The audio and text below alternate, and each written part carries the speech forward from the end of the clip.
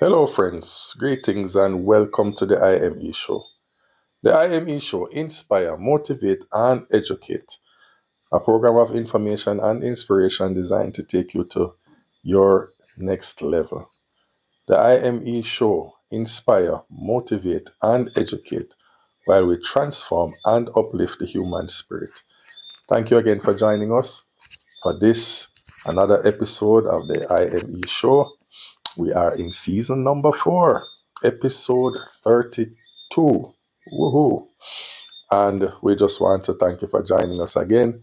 And we want to encourage you to continue to share these broadcasts and cheer somebody up. We are going through difficult times in different ways, in different places in the world, and sometimes an uplifting message is what somebody needs at a moment in time to help lift them up and to lift their spirits. For the last episode, we were together with my wife and I, and we shared about our experiences with Hurricane Melissa, which was a Category 5 plus, I'd say plus storm that hit the shores of our little island, Jamaica, and then went on to Cuba and Haiti. But before it went on, it devastated what would represent approximately 40% or more of our country. And so our country is broken up into parishes, and parishes are considerably smaller than states in the United States, but it still represents quite a bit of landmass. And so we have 14 such parishes. And so in Jamaica, of the 14 parishes, at least 4 or 5 of them have been impacted. And so if you're from Jamaica, we would recognize St. James, Hanover, Westmoreland, St. Elizabeth, some parts of St. Anne, some parts of St. Mary, all right, were significantly impacted by this storm, leaving untold devastation. Um, the persons lost their livelihood, their businesses, and unfortunately, some people even are no longer alive. So it was a sight, it was a scene, and we are still in recovery. And so tonight we just want to continue the conversation with my children, my 3 children, beautiful children. I have my daughter Danielle, I have my son Noland Jr., Matthew, and Jubilee, my youngest daughter and youngest child. And they are 23, 20, and 12. All right, so we just want to welcome them. Say hi. Hi, everybody. Say hi, guys. Hi. Okay. And we just want to use this broadcast tonight. We usually hear me talk and just give a lecture, as it were, or a encouraging word. But tonight we just want to talk about what the storm did to you guys, and first of all, tell us about the night itself. What happened on that night? All right, who's gonna go first?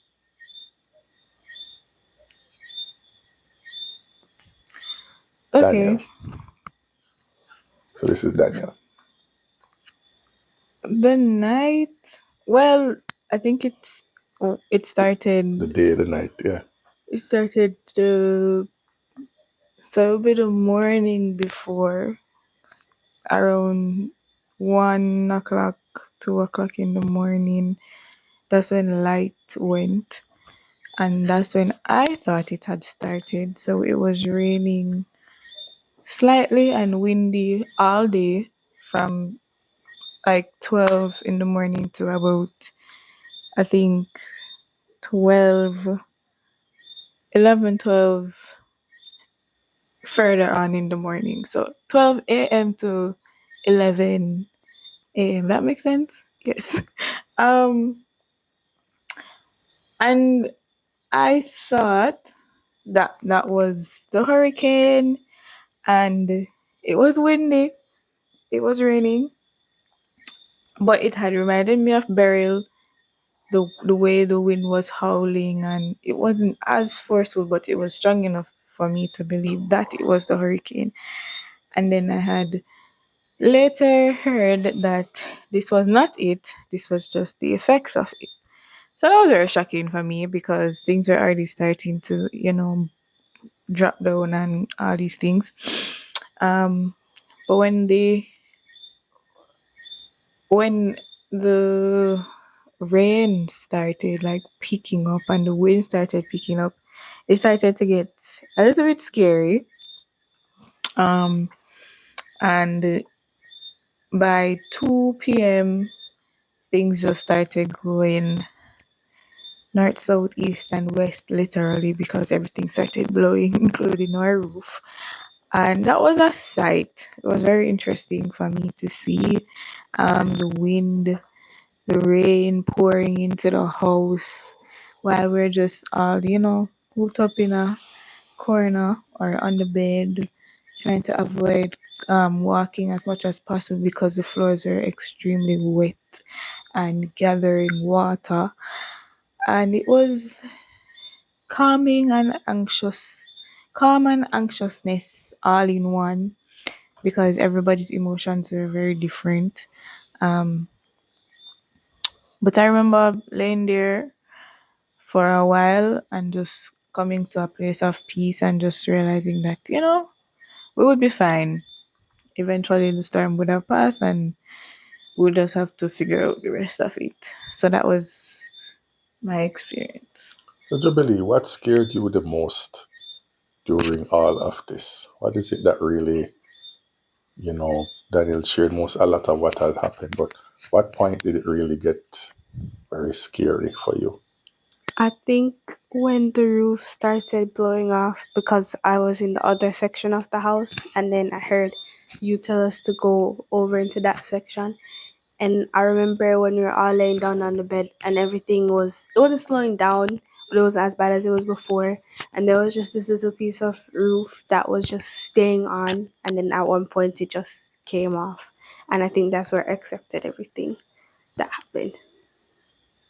Okay, Matthew, it started in your room. The water started coming in. We knew your room had a little challenge from a long time, and we spent the day before trying to do what we could. But tell us what happened when your room started to when the water started coming into your room. Well, from the morning when the rain started, I was praying that it would hold down, and then when that section of my room started blowing off, I think that's when I kind of just let it go and just stopped trying to control it. And then I guess everything happened fast after that. So after that happened, everything just started in a flash. Everything just went crazy after that. So I don't even think I had much time to process what happened when that section of my room came off, and then after that we just had to evacuate and to the other side and stuff. So Okay, cool. All right, so it has been almost 6 weeks since this event took place. The storm blew on the 28th of October, and today is the 10th of December. How has it been these past 6 weeks? First of all, tell me about just a little bit about the first 2 days, and then tell me fast forward to how it has been for the last 6 weeks. Just in a minute, really. The first 2 days was annoying because everything was wet and everything was wet. The place was just, it was very overwhelming. because you're looking at the devastation and you don't really know where to start. My mother, on the other hand, was at a go and terrorizing everybody in her loving way and trying to get the place cleaned up as quickly as possible, as best as she could. So, she started taking up all the things um right away, and we were just kind of overwhelmed, kind of wanted to just sleep and get it out of our minds, but it wasn't really. That wasn't really easy to do because it was around us. There was water on the floor, things were wet, things were uncomfortable. So that was like the first 2 days trying to clear out the the water and stuff. And then now it's it's very interesting because we've, as much as it's still uncomfortable, it's like we've gotten used to it in a little way. We've learned to deal with no light. That's the biggest one because the place is hot. We love our fan, but we're hanging on, and we have not died, so that's the best part.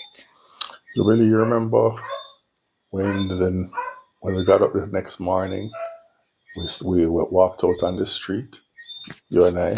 How was that? Tell me what you saw and what was your experience with that?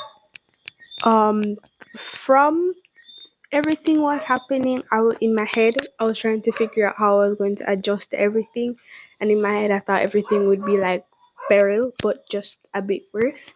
And then when I went out in the community and I saw all the houses with the roofs. I saw a house that I've never seen before because it was hidden by trees. I saw all the disaster. It was kind of scary, and I didn't really expect it. I saw a bunch of light posts down in the road, so I was saying that we wouldn't be able to go out, and it was just all really scary. And I wanted to know what everybody was. I wanted to know what everyone's doing, and there was just a bunch of people there saying that they didn't have houses and they were homeless, and it was very sad. There was some crying, and yeah. And then the second day when we went out, it was even worse than I thought it would be, and I was thinking that I wouldn't be able to get used to this, and I didn't know how I was going to get through November. But now, 6 weeks later, everything is, I wouldn't say back to normal, but everything's fine. I got to see everybody I needed to see, know that everybody's okay, and there's a sense of peace that everything will be okay. Everything's slowly coming back, and I hope that by time we'll be able to adjust everything and everything will just go back to normal slowly. You haven't been to school. How has that been? You just started a new school and you just did what, like a month or so of school. Um, how has that been? I mean, I guess I don't have really any feelings towards the school because I really just started it. So when I saw it, it wasn't that much devastating for me. But because I've been getting work and stuff, I've been able to catch up and everything's really been okay. But starting a new school, I think is gonna be a bit more challenging now that everything has happened. Okay. Matthew, how has it been for you the last 6 weeks? Well, at first it was devastating. Well, as it would have been to most people. And then you see all the devastation and you wonder how we're going to bounce back and all the money and time it's going to take.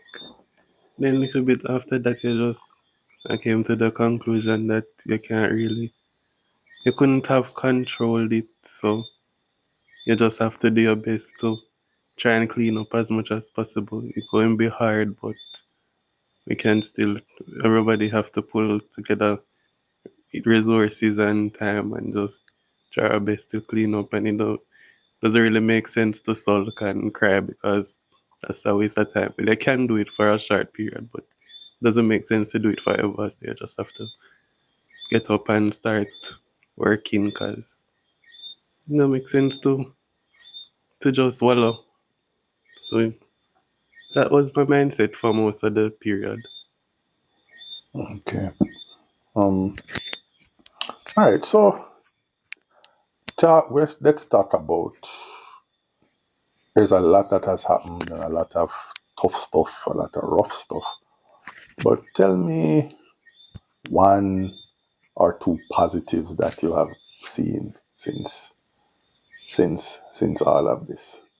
Just highlight some positives that you have personally seen in your own life or around us or even in the family. You will go again. Um, I think the implementation of other foreigners and other people coming to help and give out food and stuff. I feel like even a lot of homeless people who were homeless before or something who wouldn't have gotten certain resources, they ended up getting resources. And a lot of relationships have been built. Lots of people have built relationships with neighbors that they never used to talk to because they need help and stuff. And I can't really think of much more right now, but there's a lot, not on the top of my head right now, Okay. but there's a lot more that I've been thinking about. Oh, so Billy, you remember the morning when we saw the rainbow? Oh, Tell us about that. yeah. That was after the storm. After the storm and we went out to go see everything, we just saw two big, bright, beautiful rainbows as soon as we were walking back home, and it made everything so much better. It was almost like a sign that everything was going to be okay. Another good thing is that I got more closer with Daniel and Matthew because we've all been in this one room together with the one light. I've gotten Danielle to play games I never thought she would ever play. Aww. And it's just been really fun. We got some inside jokes, we got some good laughs, and yeah, that's pretty much it. Oh, and a lot of the people coming down with resources, you get to see a lot of people coming together that you would never think of. And yeah, that's pretty much it.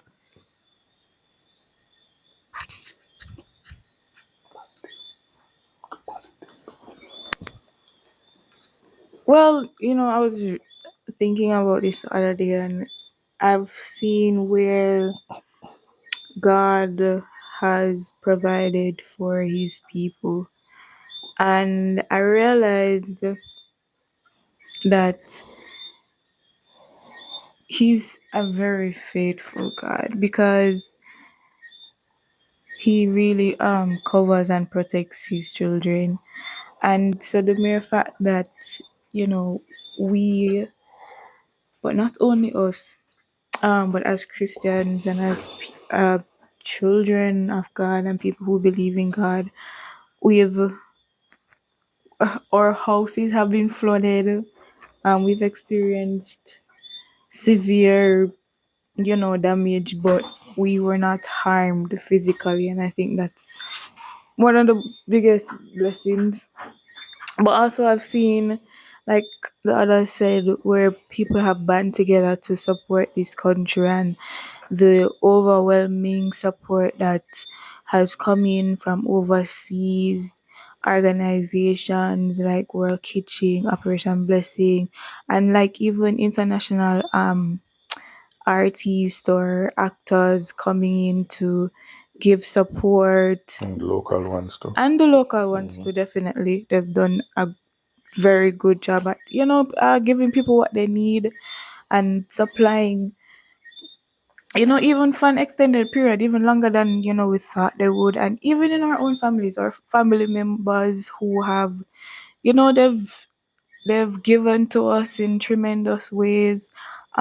They've set up stuff for us to benefit, to shameless plug or GoFundMe, um to help build back and to get back on our feet. And a lot of people, they don't have to do these things, but you know they do, and it does make a difference for the people who have, they don't know where else to turn or where else to go.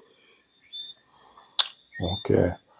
So we so you have heard from our children, you have heard from my wife, you have heard from me, you always hear from me. But all in all, this has been our general experience. It in so many ways when we reflect on what happened, how it unfolded, and how quickly it all took place.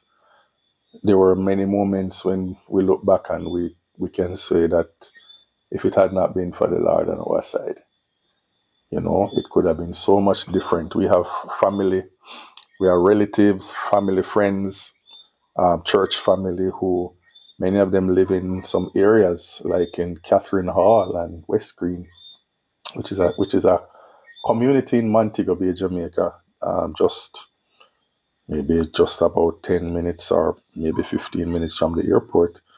And persons who lived in this community that has been around for a community that has been around for more than 50 years.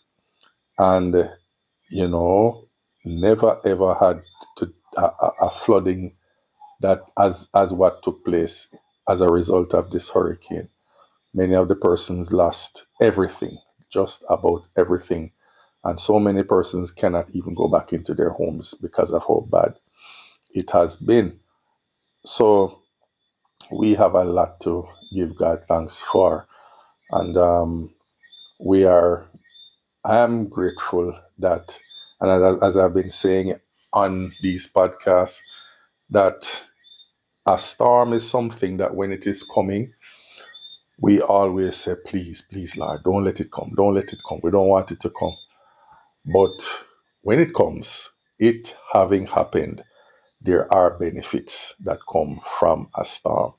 And one of the things that I have recognized is that there is renewal taking place. There is new growth taking place. When we came outside that first morning, it was bare. I mean, not one leaf on many of the trees. But today we can say after 6 weeks that we're seeing trees growing back. Grass is growing in the yard. Before the storm, I had cut the grass, and now the grass needs to be cut again. And so it means that new life, new growth, new opportunities, a lot of new things are coming up on us. And so I just want to encourage us that when we're going through our storms, whether the natural disaster storms or personal storms in life, remember that it having happened and it having taken place, though unwelcome it may be, as a friend of mine said, let us not waste it. It has happened. Let's not waste it. But and don't waste it talking about all the negative things that have happened or can happen or may happen in the future. Let's look at the positive things, the new opportunities for growth, for redevelopment, for restoration, and for renewal in every area of our lives. And let us trust God to take us through every step. And will there be more disasters in the future? We can never tell. But we know that come what may, we have a God who will see us through every situation and every circumstance and every trial. There's a scripture that says we that greater is he that is in us than he who is in the world. So the greater one lives on the inside of each and every one of us. And if we will accept it and if we will receive it, then we will see his power at work in our lives. We have to be, uh, this is not a religious thing for us. This is something that we have proven and we believe it with all our hearts. We just want to thank you for joining us today for the IME show. The IME show inspire, motivate, and educate, a program of information and inspiration designed to take you to your next level. Feel free to share this, and if you heard our story and you want to in any way contribute to our rebuilding process, you can feel free to reach out to us and we will give you the relevant information. And if you just want to contribute to our program and the further development of what we are doing, you can do that also by reaching out on the email address or the phone number listed at the bottom of this broadcast. God bless you all. Have a wonderful rest of your day, and we look forward to seeing you again on the next episode of the IME show. Goodbye.